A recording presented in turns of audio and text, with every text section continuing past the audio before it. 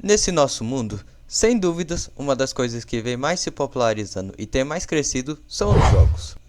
Sendo que o primeiro jogo eletrônico foi lançado em 1958, o Tennis for Two. E pelas minhas contas aqui então, são bem dizer 66 anos que os jogos eletrônicos existem. E obviamente com esse tempo todo tivemos uma grande evolução deles, saindo disso para isso. Incrível! Então foram sendo criados vários jogos, e assim também foram criados vários gêneros diferentes de jogos. Por exemplo, um dos mais famosos é o Battle Royale, que basicamente consiste em jogos mais ou menos assim. Tem um local que pode ser uma ilha ou qualquer lugar, e nessa ilha tem jogadores que caiam de um avião ou de um ônibus voador, foda-se. Vão ter várias armas espalhadas pelo mapa. O jogador tem que pegá-las para se proteger e, é claro, eliminar os outros também. Vê-se quem ficar por último. Não só como esse gênero de jogo foi criado, mas como vários outros jogos também foram criados, como plataforma, FPS e por aí vai. Mas hoje eu vou estar falando sobre o gênero que pra mim é o melhor gênero de jogos eletrônicos de todos: os jogos indies. Então, senta aí na cadeira, fica confortável aí e vamos embora.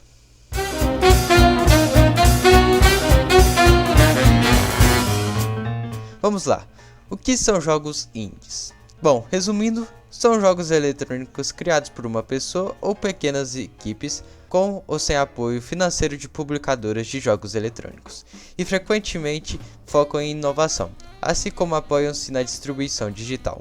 Ou seja, jogos criados por poucas pessoas. E sim, por mais que jogos dão muito trabalho para fazer, de primeira vista eles podem não parecer ser bons por conta de serem criados por poucas pessoas. Mas na verdade não. E pelo fator de serem criados por poucas pessoas, pode ser um motivo de jogos indies serem muito bons. E por que eu devo achar isso? É bem simples na verdade. Como o jogo é feito por poucas pessoas, na maioria das vezes os criadores deles gostam muito daquela própria história que eles criaram e decidem criar um jogo sobre essa história. E em sua maioria das vezes as histórias são muito boas e nem sempre são histórias simples. Mas mesmo simples, elas são muito boas e divertidas de se jogar. E por que eu fico falando que é a maioria das vezes?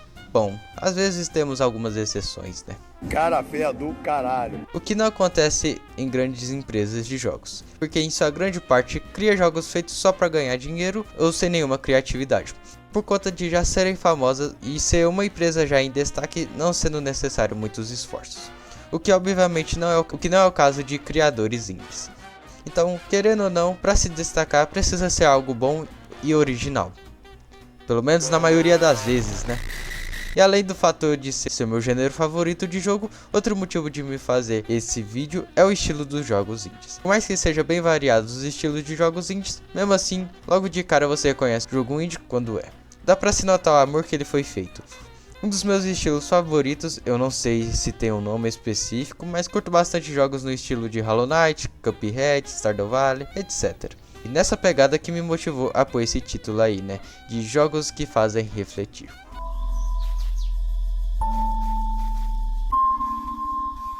E bom, para entender de fato meu ponto de vista sobre jogos indies fazerem refletir, vocês também têm que ter jogado eles para poder entender melhor, né? Mas vou tentar deixar bem claro. Eu vou estar falando de uns jogos específicos aí que já joguei, mas eles são até que bem famosos, então não é tão difícil assim de pessoas nunca terem jogado ele, na verdade.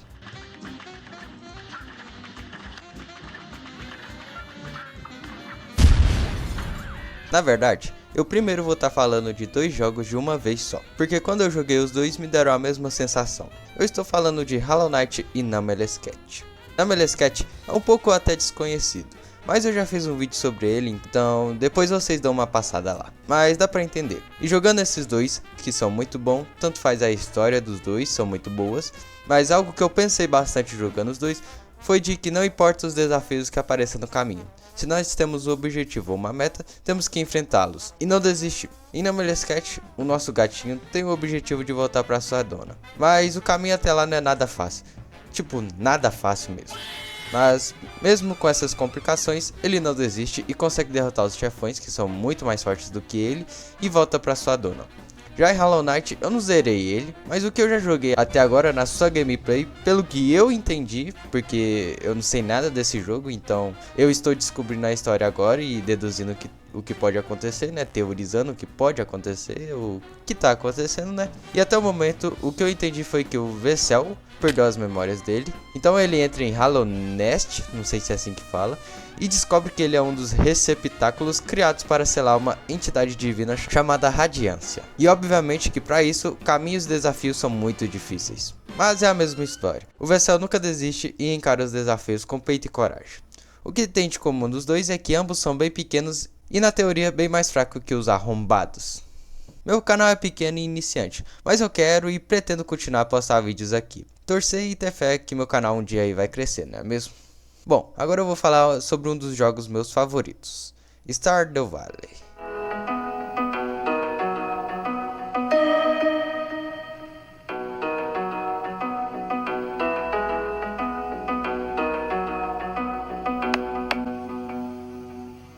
E sim, eu também já fiz um vídeo sobre Stardew Valley, sem dúvidas foi um dos vídeos que eu mais gostei de fazer, junto com o de Into the Pit. Depois passam lá nos dois. Mas nele eu falei mais sobre a história, gameplay e tudo mais assim. Mas enquanto eu jogava, ele me fez pensar. Eu atualmente tenho 15 anos, então bem dizer eu estou começando a minha vida, né, assim por dizer. Ainda não vivi tanta coisa assim, mas eu comecei a dar uma olhada aí no meu ambiente e depois comparei com o ambiente de Stardew Valley. Eu percebi que minha rotina era muito presa, ou seja, eu ficava muito preso. Se formos levar em consideração os lugares que existem no mundo. Um exemplo claro foi quando eu mudei de escola. E nessa minha escola, ela tem muito mais uma cara de prisão mesmo, saca?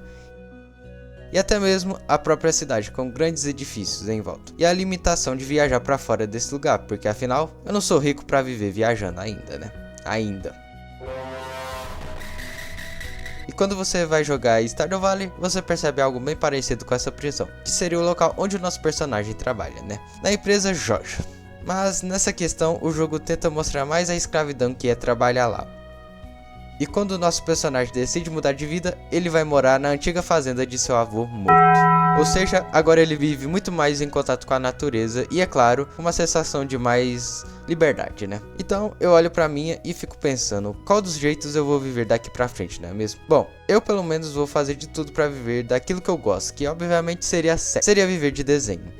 Bom, espero conseguir isso, mas eu sei que aqui no Brasil não é nada fácil.